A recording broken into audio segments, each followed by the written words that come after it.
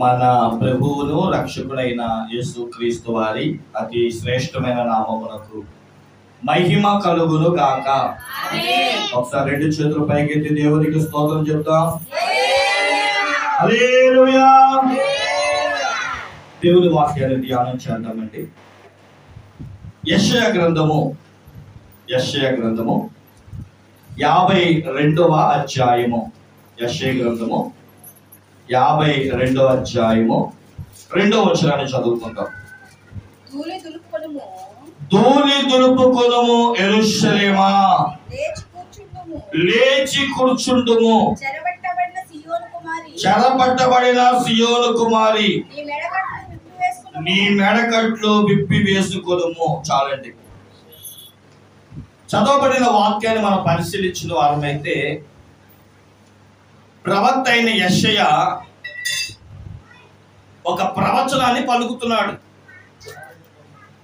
ఏమని పలుకుతున్నాడు అని మనం ఒకసారి ఆగి ఆలోచిస్తే, యెరూషలేమా అని ఆ యెరూషలేములో ఉన్న ఒక లోపాన్ని చూపిస్తూ ధూళి దులుపుకొని కూర్చో అని అంటున్నాడు. ఈరోజు మనం ఈ యొక్క వచనం మీద, ఈ యొక్క మాట మీద మనం ధ్యానం చేసుకుందాం. ఈరోజు మన అంశం ఏంటంటే, ధూళి దులుపుకొని కూర్చో ఓ యెరూషలేమా, లేదా యెరూషలేమా ధూళి దులుపుకొని కూర్చో. యెరూషలేము అనగానే కంటికి కనబడే పట్టణాల గురించి కాదు దేవుడు మాట్లాడేది.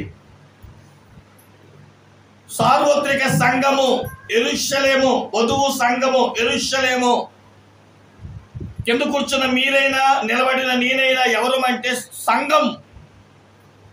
మనమందరం ఒక యెరూషలేం, పెండ్లి కుమారుడి కొరకు ఎదురు చూస్తున్న ఒక యెరూషలేము, సిద్ధపడిన యెరూషలేము.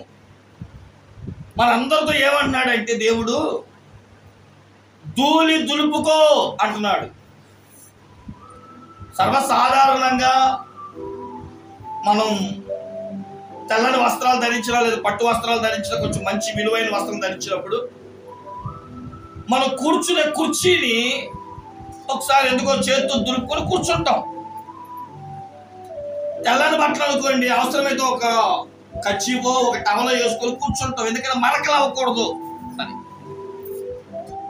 కానీ ఈరోజు సంఘాల్లో మనం చూస్తే ప్రియులారా, దేవుడు వాక్యం ఏం చెప్తుందంటే, మీ వస్త్రాలు ధూళి చేత కప్పబడ్డాయి. మనం ఒకసారి మొదటి వచనం కనుక చదివితే అక్కడ ఒక మాట రాయబడింది. సియోను లెమ్ము లెమ్ము, నీ బలము ధరించుకొనుము, పరిశుద్ధ పట్టణమైన యెరూషలేమా. ఎందుకు ధూళి దులుపుకోవాలంటే, దేవుడు ఒక వస్త్రాన్ని ఇచ్చాడు సంఘానికి. ఆ వస్త్రం పేరేంటంటే సుందర వస్త్రము.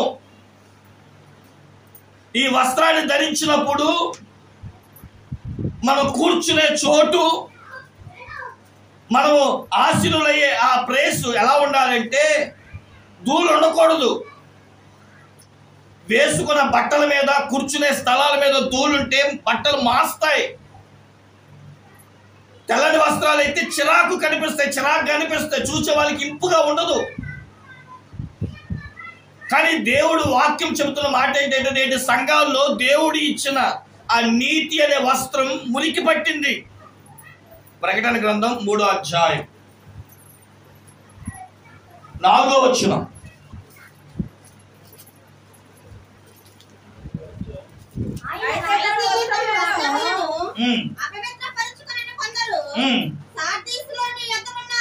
సార్దీసులో ఉన్న వాడికి దేవుడు జయించు వాడికి తెల్లని వస్త్రాలు ఇస్తుంటేనంట, ఈ సార్దీసు సంఘములో ఉన్న ఆ సంఘస్థులకు లోపం ఏంటి అంటే, బట్టలు అపవిత్రమైపోయినాయి. మనందరికీ జకర్యా గ్రంథం 3వ అధ్యాయం బాగా తెలుసు. ప్రధాన యాజకుడైన యెహోషువ మలిన వస్త్రాలు ధరించాడంట, అంటే బట్టలు మాసినాయి.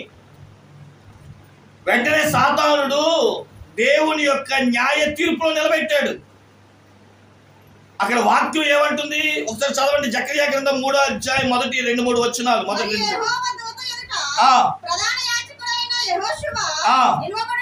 నిలువబడుటయు ఓకే ఓకే సాతాను ఓకే చూడండి అక్కడ ఏమంటున్నాడు, ప్రధాన యాజకుడు యెహోషువ నిలబడి ఉండుటయు సాతాను ఫిర్యాదు కుడిపార్శ్వ నిలుచుండుట మనం చూసాం. ఒకసారి 3వ వచనం చదివితే యెహోషువ మలిన వస్త్రములను ఏ వస్త్రం ధరించాడంటండి? మలినం అంటే ఏంటి? మరక, మురికి, మచ్చ, చిరాకు పుట్టించే ఈ మలిన వస్త్రమును దేన్ని చూపిస్తుంది? యెషయా గ్రంథము మనం చూస్తే మన నీతి క్రియలు మురికి గుడ్డ వలె ఉన్నాయని 60 యెషయా గ్రంథము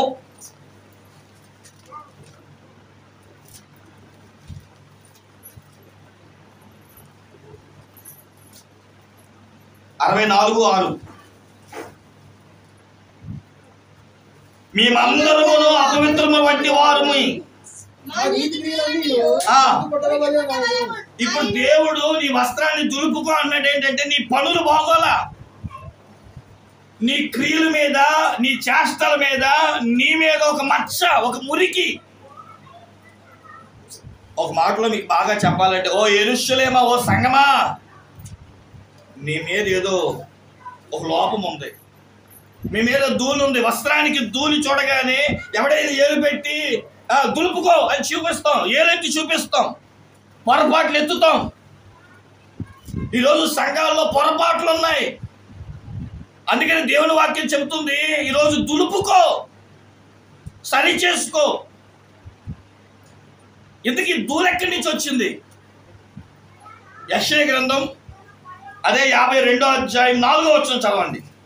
దేవుడైన యెహోవా అనుకొనుచున్నదేమనగా, ఓకే, తాత్కాల నివాసం చేయుటకై పూర్వకాలమున నా జనులు ఐగుప్తులకు పోయిరి, మరియు అష్షూరు నిమిత్తముగా వారిని బాధపరిచెను. చూడండి, ధూళి ఎక్కడి నుంచి వచ్చిందంటే ఈ యెరూషలేము అని పిలువబడుతున్న ఈ సంఘం అంట ఐగుప్తుకి వెళ్ళిందంట. ఈ ఐగుప్తి వెళ్ళిన ఆ సమయమున ఏమంటుకుందంటే ధూళి అంటుకుంది.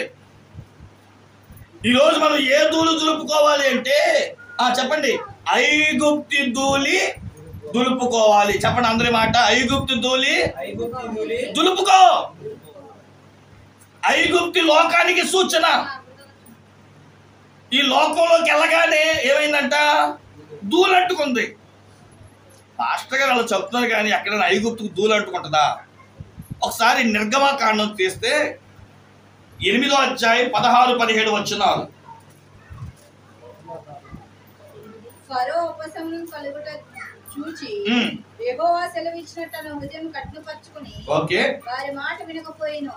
అందుకు యెహోవా మోషేతో నీవు నీ కర్ర చాపి ఈ దేశపు ధూళిని కొట్టుము, ఈ దేశపు ఐగుప్తి ధూళిని కొట్టుము, అది ఐగుప్తి దేశమంతటా వేదను పేలగునని అహరోనుతో చెప్పమనెను. వారు అట్లు చేసిరి. చెయ్యి చాపి కొట్టినప్పుడంట పేలు మనుష్యుల మీదను జంతువుల మీదను ఉండెను. అంటే ఈ యొక్క ధూళి మనుష్యుల మీద పడింది.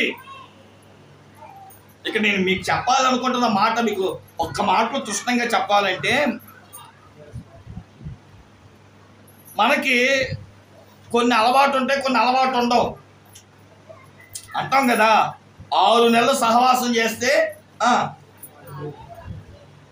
నేను కూడా భీమవరం వెళ్ళాను, మా ఊళ్ళతో సహవాసం చేశా.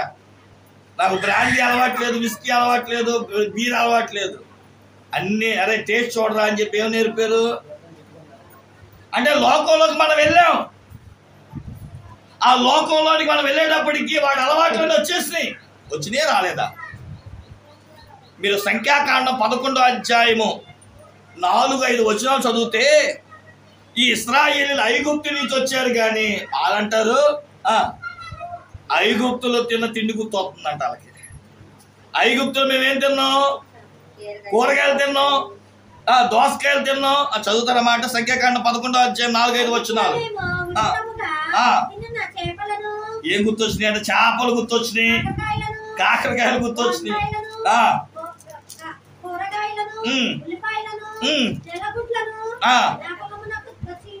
ఎక్కడైనా మీరు బైబిల్ గ్రంథంలో ఇశ్రాయేల్కి అలవాట్లు ఉన్నాయని చూసారా? అసలు ఎప్పుడైనా కాలాలలో ఉన్నప్పుడు ఈ తిన్నట్టు గురించి మాట్లాడారా? కానీ 430 సంవత్సరాలు ఈ ఇశ్రాయేలీలతో ఏమంటే ఐగుప్తులతో కలిసిన ఇశ్రాయేలీలకి ఏం అలవాటు చేసుకున్నారు? తిండి అలవాటు చేసుకున్నారు. ఐగుప్తులు చేపల అలవాటు, ఐగుప్తు దోసకాయ అలవాటు, ఐగుప్తు దొండకాయ అలవాటు, బంగాళదుంప అలవాటు, తెల్లగడ్డల అలవాటు, ఉల్లిగడ్డల అలవాటు. కొన్నిసార్లు మనం కూడా అంటాం, ఈ అలవాటు నీకెక్కడి నుంచి వచ్చిందిరా అంటాం. ఈ అలవాటు నీకెలా వచ్చిందిరా? ఇంట వంట లేదుగా మనకి ఈ అలవాటు. ఆడు నేర్పితే నేర్చేసుకుంటావా అని. నిజమే, క్రైస్తవులకి కొన్ని అలవాట్లు లేవు, కానీ లోకాన్ని చూసి నేర్చుకుంటున్నాడు. లోకాన్ని వాడు మర్చిపోయినా మనం మర్చిపోలేకపోతున్నాం. అందుకని ప్రభువు చెప్తున్నారు, ఈ భక్తుడికి లేదా ఈ సంఘానికి లోకములో ఉన్న ధూళి అలవాటుపై అడిందేమో. ప్రభు ఈరోజు ఖండితంగా చెప్తున్నాడు, నీ ధూళి దులుపుకో. రైట్. కాబట్టి ఈరోజు మన అంశం ఏంటంటే, ఇశ్రాయేలీలు ఐగుప్తునికి వెళ్ళారు కాబట్టి ఐగుప్తులో ఉన్న ధూళి అంటే స్వభావం. అది ధూళి అంటే ఏంటండి? స్వభావం, అలవాట్లు, వాళ్ళ ఆచారాలు, వాళ్ళ క్రమాలు, పద్ధతులు ఈరోజు క్రైస్తవుడు ఆచరించట్లేదా? నేను అంటాను, నేను పుట్టిన కాడి నుంచి క్రైస్తవుడిని అంటాం కదా. ఆ పెళ్లికాడికి వచ్చేటప్పటికి ఆ సాంప్రదాయాలు ఎక్కడి నుంచి వచ్చినాయి? ఆ ప్రతానానికి వచ్చినప్పుడు ఆ కార్యక్రమాల పద్ధతి మనకెక్కడి? ఆ పిల్లలు ఉయ్యాల్లో వేసినప్పుడు ఈ పద్ధతులు మనకెక్కడివి? ఆ పుట్టినరోజు చేస్తున్నప్పుడు ఈ పద్ధతులు మనకెక్కడివి? కొన్ని ఉన్నాయి, తప్పులేదు. కేక్ కట్ చేయడం తప్పులేదు. కొన్ని కార్యక్రమాల్లో కొన్ని అలవాట్లు, కొన్ని సాంప్రదాయాలు అలవాటు చేసుకుంటున్నాం. అసలు మనకి ఏ టయాన్ని పుట్టిందో అక్కర్లా, దేవుడు ఇవ్వాలే కానీ ఒక మంచి పేరు పెట్టుకుంటున్నాం. కానీ ఇప్పుడు అలా లేదు. ఎన్నింటికి పుట్టాడు, ఏ అక్షరం మీద పేరు పెట్టాలి. ఈరోజు ఎంతటికి అంటే అనొచ్చా, పెళ్ళి టైము డేట్ ఏమో పంతులు గారు పెడతారు, పెళ్లి మట్టిగా పాస్టర్ గారు చేయాలి. నిజమా కాదా? అదే విచిత్రం. ఆలోచించేయండి. మేము కూడా ఏం చేయలేకపోతున్నాం. ఇంకా అలాగని నేను ఎవరిని అంటలేదు. ఈరోజు మీరే కాదు, ప్రతి చోట ఇది. మళ్ళీ ఇది చెప్తే ఇంకా బాధపడతారేమో. ప్లాన్ చేసేటప్పుడు దాన్ని ఏమంటారు? మొదటి రాయ ఏమంటారమ్మా దాన్ని? ఏమంటారు? శంకుస్థాపన పాస్టర్ గారు చెయ్యాలి. కానీ ప్లాన్ బట్టిగా సిద్ధాంత్ గారు ఇవ్వాలి. మళ్ళీ వెంకటేష్ గారు ఇచ్చిన అదొక అందం. ఏమంటే కార్పెంటర్ కొంచెం ఈ షెడ్ ఇయ్యాలో కొంచెం ఇచ్చాడంటే అదొక అందం. కానీ ఎవరు కావాలి? కొన్ని ఆచారాలు, కొన్ని పద్ధతులు మనకు లేవు. ఈ ధూళి అలవాటు ఎక్కడిదంటే ఐగుప్తు. ఇది మనకు కూడా ఎక్కడి నుంచి నేర్చుకున్నాం? అసలు మనకి లేవు. కానీ ఏదో మన తాత ముత్తాతలనో లేదంటే. కాబట్టి గమనించండి ప్రియులారా, ఏ ధూళి నీకు కట్టుకుంది? మరి రేపు పొద్దు నుంచి మోషే ఉపవాసాలు కాబట్టి ఎక్కువ మోషే నిర్గమ, ద్వితీయోపదేశకాండం, లేవికాండం, సంఖ్య, వీటి మీద, మోషే యొక్క అనుభవాల మీద, మోషే యొక్క చరిత్ర మీద. ఎందుకు అంటే ఇశ్రాయేలీలు ఐగుప్తు నుండి కానానికి వెళ్ళినట్లుగా, ఐగుప్తు అంటే లోకం, కానాను అంటే పరలోకం. లోకం నుండి పరలోకానికి ఎలా చేరారో, వాళ్ళు చేరే టైంలో ఎలా పడిపోయారో, కొంతమంది ఎలాంటి అనుభవాలు ఎదురైనాయో ఈ మనము మోషే అనుభవాల్లో నుండి, మోషే ఇశ్రాయేలీల ప్రయాణంలో నుండి పాఠాలు నేర్చుకుంటాం. అందుకని దైవజనులు అది అర్థం కావాలని చెప్పి మోషే ఉపవాసాలను ప్రార్థన పెట్టి ఇశ్రాయేలీలు ఎలాంటి శ్రమలు పడ్డారో, ఇశ్రాయేలీలు ఐగుప్తు అనే లోకము నుండి కానాను అనే పరలోకానికి ఎలా ప్రయాణం చేశారో, ఆ ప్రయాణంలో బయలుదేరిన వారు 6 లక్షల కాల్బలం, 25 లక్షల మంది జనమైన చేరింది ఇద్దరే. ఎంతమంది అండి? చాలా మంది బయలుదేరారు, కానీ చివరికి కానానికి చేరింది ఎవరయ్యా అంటే కాలేబు, యెహోషువ, అంతే. మరి మిగిలిన వారు, సొనిగిన వారు కొంతమంది, తిరుగుబాటు చేసిన వాళ్ళు కొంతమంది. బైబిల్లో మాట ఉందండి, అరణ్యంలోనంట ఆకులు రాలినట్లు రాలిపోయారు. కాబట్టి ప్రారంభం, అందుకనే ప్రసంగికులో మాట ఉంటుంది, ఆరంభము కంటే ఆరంభము కంటే కార్యాంతము మేలు. పరుగు పందాలు అందరి ముందు మొదలెడతాం, కానీ అందరికి ఇచ్చేస్తారు గిఫ్ట్లు. ఫస్ట్గా ఎవరైతే ముందు పరుగు పందెంలో ముందు ఉంటాడో వాడికి చరిత్ర కూడా వాడిని గుర్తు పెట్టుకుంటుంది. చాలామంది దేవుడిని నమ్ముకోవచ్చు ముందో వెనక, కానీ గొంతులో ప్రాణం వరకు కడ వరకు నిలబడగలిగే కృప ఎవరికైతే ఉంటుందో, ఎవరైతే అలా ఉండగలుగుతారో వాడు ధన్యుడని బైబిల్ చెప్తుంది. ఈరోజు మా ప్రయాస ఎందుకు గొంతు చించుకొని, ఎందుకు ఈరోజు అంతగా దేవుడి సంధానం మీద నేర్చుకొని ప్రకటిస్తున్నామంటే, ధూళి ఉంటే కనుక ఐగుప్తీయులు సముద్రంలో నాశనం అయిపోయినట్లు రాలిపోతాం. అందుకని బైబిల్ చెప్తుంది, యెరూషలేమా నీ ధూళి దులుపుకొని కూర్చో, నీ వస్త్రాలకి ధూళి అంటుకోకూడదు. ఈ ధూళి ఏంటనుకున్నావు? ఐగుప్తు ధూళి. కొన్ని ధూళి ఉంటాయండి, చెరుపుకుంటే చెరిగిపోతాయి. ఇప్పుడు గ్యాది వెళ్తుంది, బాగా మురుగుంట్లో దిగి ఆ తోకకి చుక్క చుక్క చుక్క ఏంటిది బాడీ కారుతూ ఉంటుంది. ఇప్పుడు ఒక ఇసిరిసిరిద్ది, అది తెల్లని బట్టల మీద పడినప్పుడు దులిపేసుకున్నాం అనుకోండి, ఇప్పుడు ఎలా ఉంటుంది? దాన్ని ఏం చేయాలి? ఎండబెడితే ఎండిన తర్వాత ఇలా అంటే పోతే. కానీ పచ్చిగా ఉన్నప్పుడు ఇలా అనుకున్నాం అనుకోండి, నాశనమే.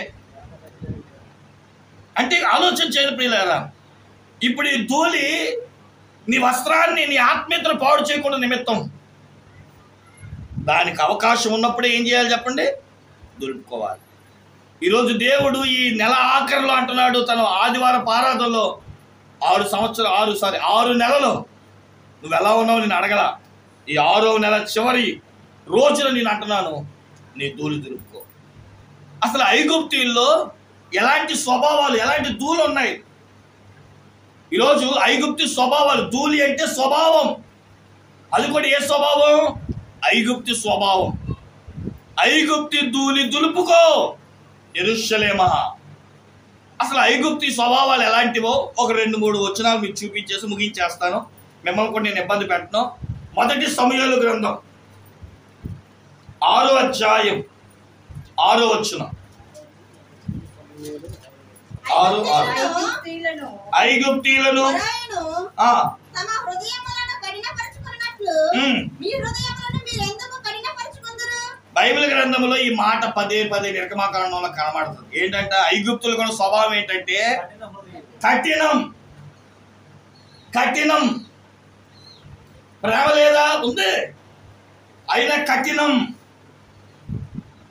దేవుడు కార్యాలు చేస్తా ఉన్నప్పటికీ కఠినం.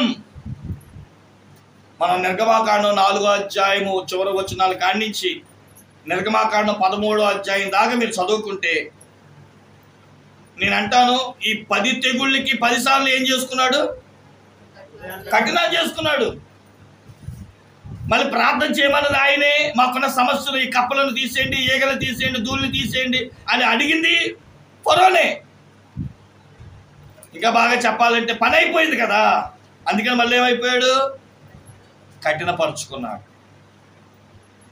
అసలు క్రైస్తవుడి కంట గలతీ పత్రిక 5వ అధ్యాయం 22వ వచనం ప్రకారం ఆత్మ ఫలములలో ఉన్న అనుభవాలు ఏంటి? మీరు మొత్తం చెప్తారేమో, నేను ఒక ప్రేమ అని చెప్పి ఆగిపోయాను. ప్రేమ, సంతోషము, సమాధానము, దీర్ఘశాంతము, దయాళత్వము, మంచితనము, సాత్వికము, విశ్వాసము, ఆశా నిగ్రహము. ఎవరైనా నోరు తెలిసి 9 అనుభవాలు చెప్తారేమో అని నేను అక్కడికి ఆగా. నేను ఆగానని మీరు ఆగుతున్నారు. మొదటి గుణమే ప్రేమ. బైబిల్ చెప్తుంది, 1 యోహాను 4వ అధ్యాయం 6వ వచనములో, దేవుడు ప్రేమామయుడు, ప్రేమ లేనివాడు నరహంతకుడేనంట. ప్రేమ గురించి ఒక అధ్యాయం కొరింథీయులకు రాసిన పత్రిక 13వ అధ్యాయం అంతా కూడా ప్రేమ గురించే రాశాడు. ఆ 11 వచనాలు 12 వచనాలు ఉంటాయి. ప్రేమ లేకపోతే నేను మోగుడు కంచి పట్టి వాడిని, ప్రేమ లేకపోతే ఏమీ లేవంటున్నాడు అంతే. మరి క్రైస్తవుడిగా నీకు ఎందుకు మనసు కఠినం అని అంటే, నువ్వు ప్రేమతో ఉండవలసిన మనుషులతో కాకుండా కఠినముతో ఉండే మనుషులతో సహవాసం చేస్తాం. ఆ సహవాసం ఏమైందంటే, ప్రేమించాల్సి జాలి చూపించి వలసిన వ్యక్తులు మారిపోయారు. అంతెందుకండి, అంతెందుకు, ఒక్క సంవత్సరం 2 సంవత్సరాలు వెనక్కి వెళ్దాం. ఈ మొబైల్ ఫోన్, ఆండ్రాయిడ్ ఫోన్స్ చేతికి రాని రోజులకు వెళ్ళిపోదాం. ఈరోజు అనకూడదు, ప్రతి పాస్టర్ గారు ఇలా మాట్లాడుకుంటారు, కానీ తినేది ఫోనే. రీల్స్ చూడండి, తినేటప్పుడు వీడియో తీస్తున్నాడు, పడుకునేటప్పుడు వీడియో తీస్తున్నాడు. అసలు ఇంట్లో ఏ చేసినా చెప్పండి, ముందేం కనబడుతుంది? ఓరో నేను ఆశ్చర్యపోయా. అంటే ఎందుకు మాట చెప్తున్నానంటే, ఫేస్బుక్ అసలు ఫేసే ఉండదు బుక్కి. ఈరోజు ప్రియులారా సోషల్ మీడియా ఎక్కువైపోయింది. ఓ మాట చెప్తాను, ఒకప్పుడండి ఇదే వర్షాకాలంలో ఎవరైనా జారి పడిపోతే అయ్యో అని చెప్పి కనుక లేచి చెయ్యి ఇచ్చేవాళ్ళం. ఈరోజు వెంటనే పడిపోతా ఉంటే ఫోన్ తీసుకురా, అయ్యో లేపడం మానేసాం, చెయ్యడం మానేసాం. ఆడికి దెబ్బ తగిలిందా, ఉన్నాడా, పోయాడా, మంచినీళ్ళు ఇవ్వడం మానేసాం.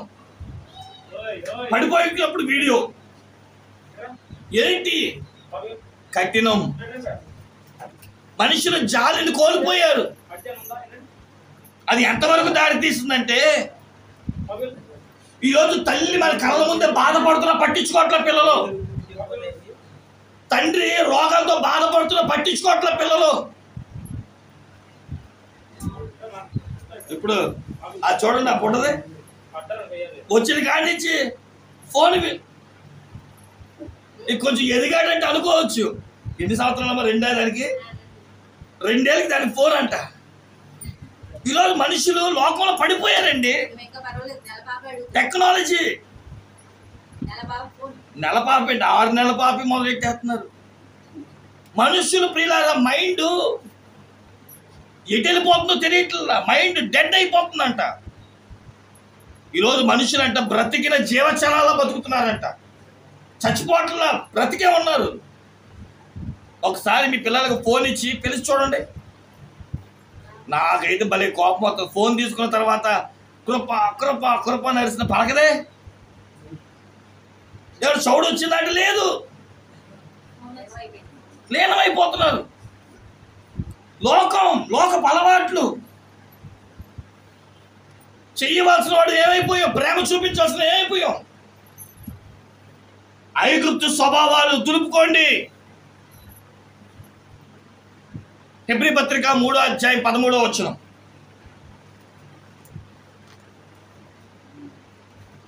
నేడు మీరు ఆయనను శబ్దమును విని ఎడల కోపము పుట్టించినప్పుడు వలె మీ హృదయములను కఠినపరచుకొనుడని ఆయన చెప్పెను గనుక పాపము వలన కలుగు శ్రమ చేత మీలో ఎవడును కఠినపరచబడకుండానట్లు నేడు అనబడు సమయం ఉండగానే ప్రతిదినము ఒకరికొకడు బుద్ధి చెప్పుకొనుడి. ప్రతి ఒక్కరు బుద్ధి చెప్పుకోవాలి. ఎందుకు కోపం వస్తుంది మనకి? ఈరోజు దైవజనుడు గద్దిస్తూ ఉంటే కోపం, అయ్యగారు వాక్యం చెప్తా ఉంటుంటే అలా చెప్పొద్దండి, అలా వివరించొద్దండి, వాళ్ళే మారతారండి అంటారు. వాళ్ళే మారేలకైతే టీచర్లు ఎందుకు, చదువులు ఎందుకు, ఇవన్నీ ఎందుకు? బెత్తము వాడిని తండ్రి కుమారుడికి విరోధి. తల్లిదండ్రులు బెత్తం పట్టుకున్నారంటే వాడి మీద కోపమను, వాడి మీద పగాడి కాదు, వాడు ఒక దారి తీసుకురావాలని. ప్రేమించే తండ్రి బిడ్డల యొక్క దారిని తీసుకురావడానికి బెత్తం వాడతాడు. దేవుడు కూడా కోపడుతుంటేనంటే మనుషులు హృదయాన్ని కఠినపరుచుకొని, ఏ చర్చి కాదు ఇంకో చర్చి, ఈ దేవుడు కాదు ఇంకో దేవుడు, మనుషులు మందబుద్ధులై హృదయ కాఠిన్యాన్ని పరుచుకుంటున్నారు. ద్వితీయోపదేశ కాండం 26వ అధ్యాయం 6వ వచనం.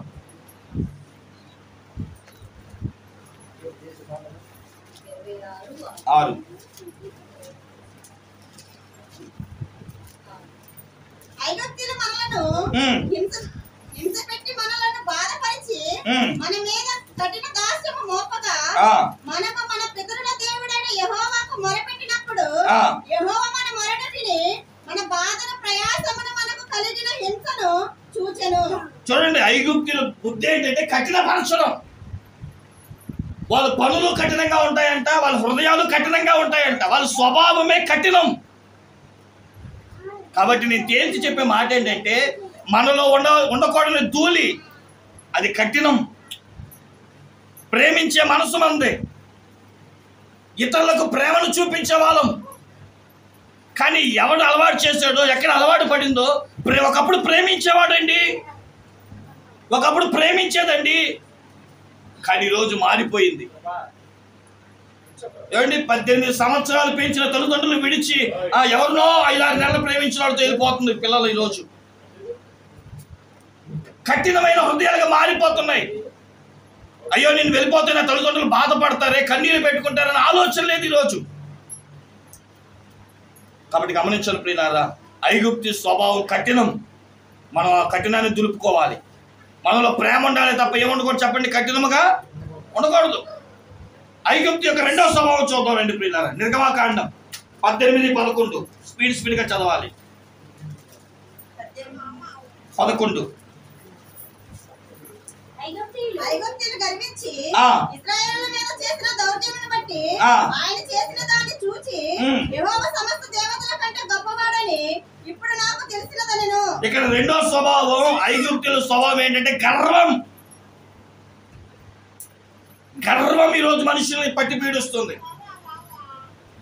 సామెతల గ్రంథం 6వ అధ్యాయంలో రాయబడుతుంది. ఏమని? 8వ వచనమా? 16:8. ఓకే. నాశనములకు ముందు ఒక వ్యక్తి నాశనానికి ముందు గర్వం నడుస్తుందంట. మనం సంపాదించేది ప్రతిదీ కూడా దేవుని దయ, అది దేవుడి ఇవ్వకపోతే మనకి ఏమీ లేదు. ఒక మనిషి ఎప్పుడు పడిపోతాడంటే నేను అనేటప్పుడే పడిపోతాడంట. 16:18. ఓకే, సామెతల గ్రంథం 16:18. ఓకే. ఇక్కడ బైబిల్ చెప్తున్న మాట ఏంటంటే గర్వం మనుషుల్ని ఏలుబడి చేస్తుంది. ఈరోజు ప్రకటన గ్రంథంలో ఉంటుంది, పరలోకానికి వెళ్ళని వారు, బయట గెంటేసేవారు ఎవరై, బయట ఉండేవారు ఎవరై అంటే గర్వాంధులు. దేనికి గర్వం? దేనికి గర్వం రావాలి? ఏం సంపాదించామని గర్వం రావాలి? మనం క్రైస్తవుడికి గర్వం ఉండకూడదు, విధేయత ఉండాలి, లోబడే తత్వం ఉండాలి, తల్లిదండ్రుల మాట పెద్దల మాట వినాలి. వినుట వలన 28 ఆశీర్వాదాలు ద్వితీయోపదేశకాండం 1వ అధ్యాయం నుంచి 14వ అధ్యాయం వరకు చదువుకుంటే 28 ఆశీర్వాదాలు దాగున్నాయంట. కానీ 15వ వచనంలో మొదలెడతాడు, ఈ నా మాటలు ఎవడైతే శ్రద్ధగా వినడో 150 శాపాలు ఉన్నాయంట. చెప్పండి, ఏమున్నాయి? ఆశీర్వాదాలు ఎక్కువ ఉన్నాయి, శాపాలు ఎక్కువ ఉన్నాయా? కాబట్టి విధేయతలో ఆశీర్వాదం ఉంటుంది, గర్విస్తే శాపం ఉంటుంది. కాబట్టి క్రైస్తవుడు ఎప్పుడు కూడా వినయ విధేయతలు కలిగి జీవించాలి. ఎప్పుడు పెద్దలు చెప్తూ ఉంటారు కదా, ఎదిగేవాడు ఎప్పుడు కూడా ఒదుగుతూ ఉండాలంట. అప్పుడే తనకి మంచిది, తన తోటి వారికి మంచిది. గర్విస్తే డబ్బు నీ దగ్గర ఉంటుందేమో, మనుషులు ఉండరు. విధేయత చూపిస్తే డబ్బు నీ దగ్గర ఉంటుంది, మనుషులు నీ దగ్గర ఉంటారు. దేన్ని చూసి దేన్ని కోరుకుంటున్నావు? ఇక మూడోది మనం చూసిన వారి మీద ఐగుప్తులకున్న మూడో స్వభావం ఏంటి? సంఖ్యాకాండము 20వ అధ్యాయం 15వ వచనం. 15.